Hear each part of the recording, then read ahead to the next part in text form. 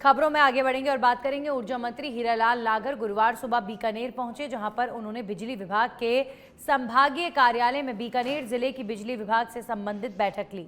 इस बैठक में राज्य के खाद्य मंत्री सुमित गोदारा, खाजूवाला विधायक विश्वनाथ मेघवाल, श्री कोलायत के विधायक अंशुमान सिंह भाटी, बीकानेर पश्चिम के विधायक जेठानंद व्यास और बिजली विभाग अधिकारी मौजूद रहे। इस बैठक में जनप्रतिनिधियों ने बीकानेर जिले से विद्युत संबंधित मुद्दे उठाए। वहीं ऊर्जा मंत्री ने विद्युत संबंधित सभी समस्याओं का समाधान करने के अधिकारियों को निर्देश दिए हैं। आने वाली गर्मी की तैयारी के लिए हमारा विभाग पूरी तरह से सक्रिय है और विभाग ही नहीं, हमारे मुख्यमंत्री जी इतने संवेदनशील हैं कि वो खुद इस गर्मी की तैयारी को लेकर के, आपने देखा है कि कल सूरतगढ़ के प्लांट को देखने के लिए गए हैं। सूरतगढ़ का हमारा वो महत्वपूर्ण थर्मल प्लांट है, जहां हमारी थर्मल की टोटल जो हमारी प्रोडक्शन है उसका 37% हिस्सा हमारे सूरतगढ़ थर्मल प्लांट से पूर्ति होता है। वहां गए हैं, उन्होंने रिव्यू लिया है कि ये प्लांट गर्मी में लगातार चले और 90% एफिशिएंसी दे उपलब्ध, ताकि हम हमारे, चाहे वो उपभोक्ता हो, चाहे वो हमारे घरेलू उपभोक्ता हो, इंडस्ट्री हो, कृषि हो, इन सबको। पूर्व मुख्यमंत्री वसुंधरा राजे के ट्वीट के बाद से राजस्थान की सियासत गर्म है। वहीं कांग्रेस नेता प्रहलाद गुंजल ने मामले पर सरकार को घेरा। प्रहलाद गुंजल ने कहा कि पूर्व मुख्यमंत्री के बयान के बाद इसका स्पष्टीकरण मुख्यमंत्री को देना चाहिए।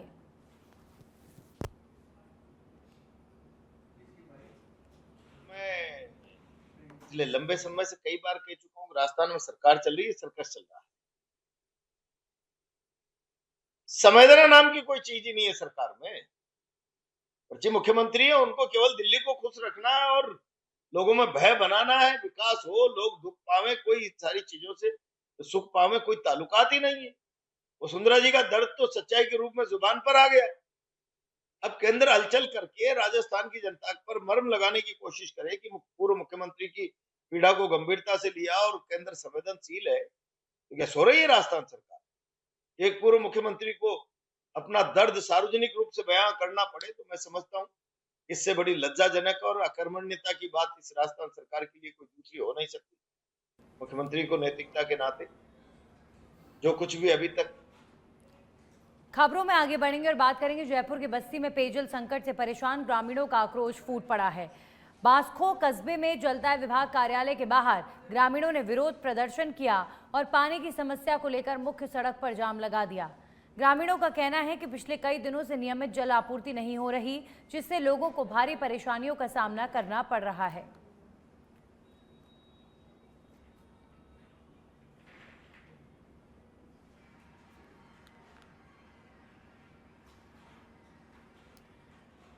खबरों में आगे बढ़ेंगे। एसडीएम अमित चौधरी के ऑडियो वायरल होने के बाद कांग्रेस नेता प्रहलाद गुंजल ने हमला बोल दिया है, जहां उन्होंने एसडीएम अमित चौधरी पर निशाना साधते हुए कहा कि वे नरेश मीणा थप्पड़ कांड के पहले भी कई बार विवादों में रहे हैं।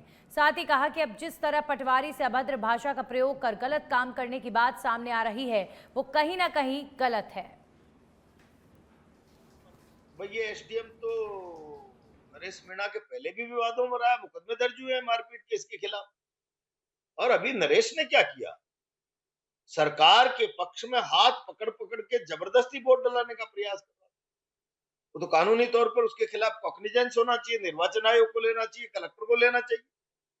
लेकिन जिस तरीके से मंत्री उसके पक्ष में आए, सब सारी संस्थाएं, सारी ब्यूरोक्रेसी पंगु बनी हुई है कि अपराध करे, सरकार की हाजिरी भरो, अपराध करो और मस्त रहो। बचाने के लिए तो सरकार और मंत्री बैठे ही है। मैं समझता हूं पटवारी पर जिस तरीके का इलीगल दबाव और जिस भाषा का उपयोग एसडीएम कर रहे हैं।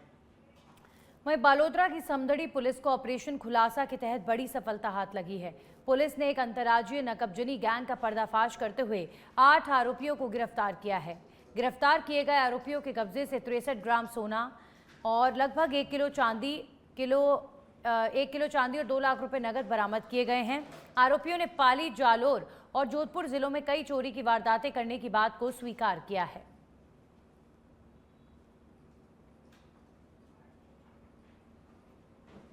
समदड़ी थाना क्षेत्र के नया देवड़ा गांव में हुई नकबजनी व थाना क्षेत्र में हुई अन्य चोरियों के खुलासे के लिए श्रीमान एसपी साहब बालोतरा के निर्देश पर एक टीम गठित की गई थी।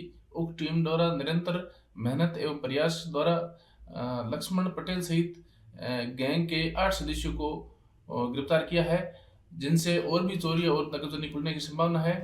अभियुक्त सिरोही जिले के आबूरोड शहर थाना क्षेत्र के अमरापुरी स्थित बनास नदी में पड़े गड्ढे के बाहर 3 बच्चों के कपड़े मिलने से हड़कंप मच गया। बनास नदी में बने गड्ढे के पानी में नहाने गए 3 बच्चों की डूबने से मौत हो गई है। पुलिस ने तीनों के शवों को बाहर निकालकर पोस्टमार्टम करवाकर शव परिजनों को सौंप दिया है। वहीं मृतकों में 2 सगे भाई भी शामिल हैं। थानाधिकारी हरचंद देवासी ने बताया कि बनास नदी में लगातार अवैध खनन हो रहा है, जिसकी वजह से नदी में अवैध रूप से बजरी खनन कर बड़े बड़े गड्ढे कर दिए गए हैं। शाम को लेट तक में एक सूचना मिली कि 3 बालक हैं जो कि घर से 4 बजे के आसपास में जो कि खेलने के हिसाब से निकले थे, और उसके बाद में ये नहाने के लिए जो नदी में एक खड्डा बना हुआ, तो उस खड्डे में जो कि नेचुरल वे में नदी का प्रवाह से खड्डे बने हुए हैं, कुछ उनमें पानी पड़ा रहता है। उस पानी में नहाने के लिए पानी में उतरे थे अपने कपड़े साइड में रख करके, और उसके बाद में जो कि कपड़ों की सूचना पर हम भी गए, तो हमें भी पूरा संदेह था, जिस पर स्थानीय गोताखोरों को बुलाया गया और उनकी मदद से जो कि इनकी तीनों की डेड बॉडी निकलवाई जाकर देर रात को रूम में रखवाई थी। आज सुबह पोस्टमार्टम करवाया। डीडवाना जिले के ग्राम सुंदरासन गांव से ज्वेलर्स के अपहरण के मामले में पुलिस को बड़ी सफलता हाथ लगी है। पुलिस ने मामले के 3 अपहरणकर्ताओं को गिरफ्तार करने में कामयाबी हासिल की। वहीं एक नाबालिग आरोपी को डिटेन किया गया है। इनमें से 2 आरोपियों की ज्वेलर्स का अपहरण करने में प्रमुख भूमिका थी। इस मामले में मुख्य आरोपी विजयपाल सिंह समेत 3 अन्य आरोपी अभी भी फरार बताए जा रहे हैं।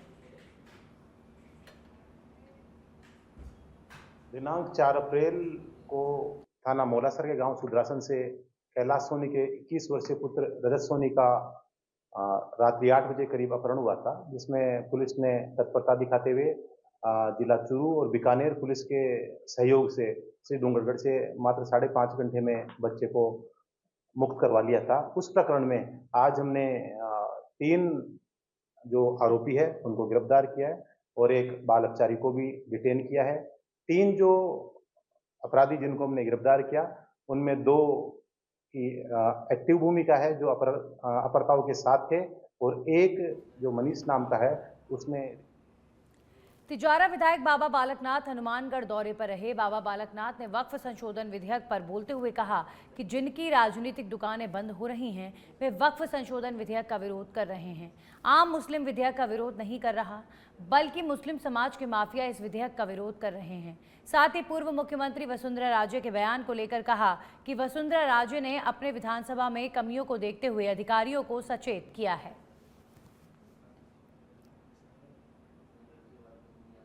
कौन सा मुस्लिम समाज विरोध कर रहा? कोई मुस्लिम समाज विरोध नहीं कर रहा। ये भू माफिया जो मुस्लिम समाज के थे वो विरोध कर रहे हैं। जिनकी दुकानें बंद होने वाली हैं वो विरोध कर रहे हैं। जिनकी राजनीतिक अस्तित्व खत्म होने वाला है वो विरोध कर रहे हैं। और उनका विरोध आज किसी भी तरह से ना देश हित में है ना उनके समाज के हित में है। वो तो व्यक्ति हित के लिए विरोध कर रहे हैं। उनका विरोध का कोई फर्क नहीं पड़ता है। देश की जनता और देश के लोग आज मोदी जी के निर्णय के साथ में है और देश के कोटा के MBS हॉस्पिटल के अधीक्षक डॉक्टर धर्मराज मीणा ने भीषण गर्मी को लेकर अस्पताल की व्यवस्थाओं का निरीक्षण किया। इस दौरान उन्होंने अस्पताल की AC और वाटर कूलर का भी जायजा लिया। साथ ही मरीजों के लिए गर्मी को लेकर की गई व्यवस्थाओं को जांचा, ताकि आने वाले मरीजों को परेशानियों का सामना ना करना पड़े।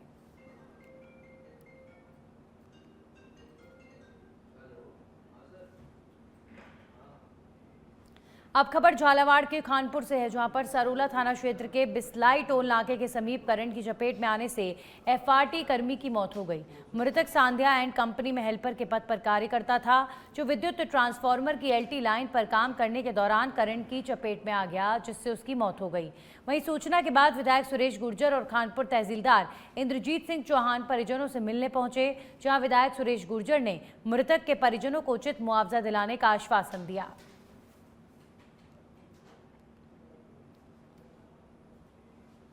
जोधपुर के मंडल रेल प्रबंधक अनुराग त्रिपाठी 1 दिवसीय यात्रा पर जैसलमेर के रामदेवरा रेलवे स्टेशन पहुंचे, जहां उन्होंने रामदेवरा रेलवे स्टेशन के निर्माणाधीन कार्य का निरीक्षण भी किया।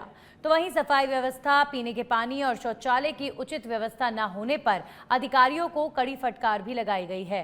आपको बता दें कि अमृत भारत योजना के तहत रामदेवरा रेलवे स्टेशन के सौंदर्यीकरण का कार्य चल रहा है।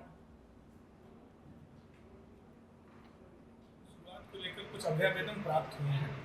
चूँकि ट्रेनों को रोकना, नई ट्रेनों को शुरू करना एक बड़ा विषय होता है, उसमें मुख्यालय और बोर्ड की ज़रूरत पड़ती है और उसकी एनालिसिस होती है, कितने यात्री हैं, उसकी अर्निंग कितनी है, क्या फिजिबिलिटी है, ट्रैक पर कितना हमारा ऑपरेशन हो सकता है, संभव, उससे जुड़ी बहुत सारी चीज़ें होती है, सेक्टिविटी लिंक बनाई जाती है, टाइम टेबल होती है। तो हम जरूर ये कह रहे हैं कि हमारे विचार में है, चूँकि अभ्यावेदन मिले हम उनका विचार करेंगे और अगर संभव होगा तो हम प्रयास करके उसको हम पूरा करेंगे। टाइमिंग सही नहीं है इसका। देखिए एक ट्रेन लोकल चलती है 10 मिनट से जोधपुर के बीच में, वो आंध्रा से 9 बजे निकलती है, 1 बजे जोधपुर पहुँचती है, उससे लोगों को फायदा नहीं मिलता है। जो लोग चाहते हैं 10 साढ़े 10 जोधपुर पहुँच जाए तो उनका हॉस्पिटल का काम है, स्कूल का काम है, व्यापार का काम है, सब काम उनको पूरा दिन मिल जाए। कोटा के नयापुरा स्थित खेल परिसर के राघुराई कॉम्प्लेक्स में राज्य स्तरीय अंडर 20 कुश्ती प्रतियोगिता का आयोजन किया जा रहा है, जहां प्रतियोगिता का उद्घाटन राज्य कुश्ती संघ के अध्यक्ष राजीव दत्ता करेंगे। तो वहीं उद्घाटन समारोह से पहले प्रिलिमिनरी मुकाबले हो रहे हैं, जिन्हें देखने के लिए बड़ी संख्या में दर्शक पहुंच रहे हैं।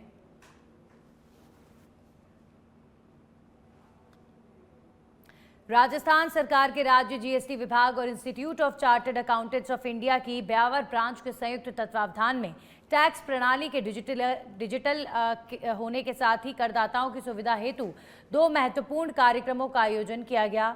इन आयोजनों का उद्देश्य नवीन तकनीकी समाधानों के प्रति जागरूकता बढ़ाना और कर अनुपालन को सुगम बनाना रहा। सेमिनार में राज्य जीएसटी विभाग के उपायुक्त मनोज डांगी और संयुक्त आयुक्त सर्वेश्वर राठौड़ ने ई टैक्स ऑफिसर सॉफ्टवेयर के कार्यप्रणाली लाभ और नवाचारों पर प्रकाश डाला। उन्होंने बताया कि ये सॉफ्टवेयर करदाताओं के लिए एक उपयोगी टूल सिद्ध होगा, जो टैक्स से जुड़ी त्रुटियों की पहचान कर उन्हें सुधारने का अवसर देगा।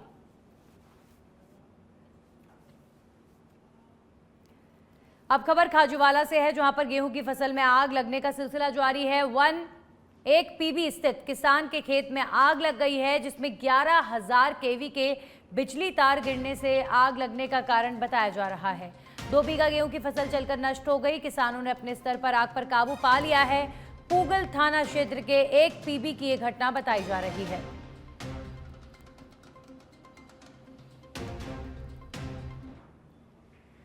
चित्तौड़गढ़ के बेंगू से खबर है, जहां 2 बीघा की गेहूं की फसल में लगी आग। आग से 2 बीघा की फसल जलकर राख हो गई। दमकल और ग्रामीणों ने आग पर फिलहाल काबू पा लिया है।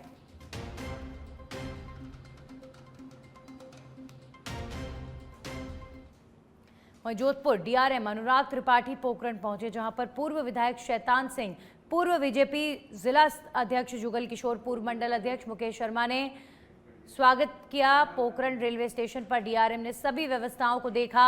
डीआरएम अनुराग त्रिपाठी ने रेल मंत्री अश्विनी वैष्णव के फैसले का स्वागत किया है।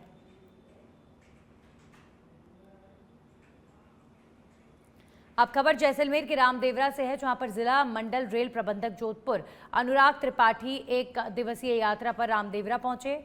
उन्होंने रामदेवरा रेलवे स्टेशन का निरीक्षण करने के पश्चात बाबा रामदेव समाधि स्थल के दर्शन किए। साथ ही बाबा रामदेव जीवन इतिहास के संबंध में विस्तार से जानकारी ली।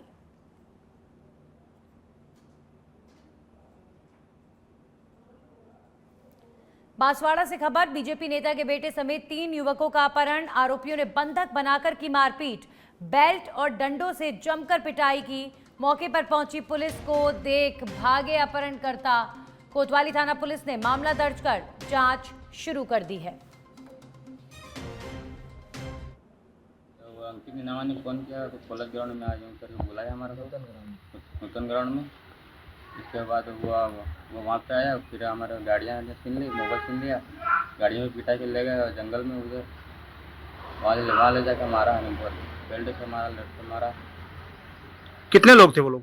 12 जने थे। क्या क्या क्या मारपीट करी? वो उनके पास चाकू भी था। क्या कर रहे थे मारपीट की? क्या बता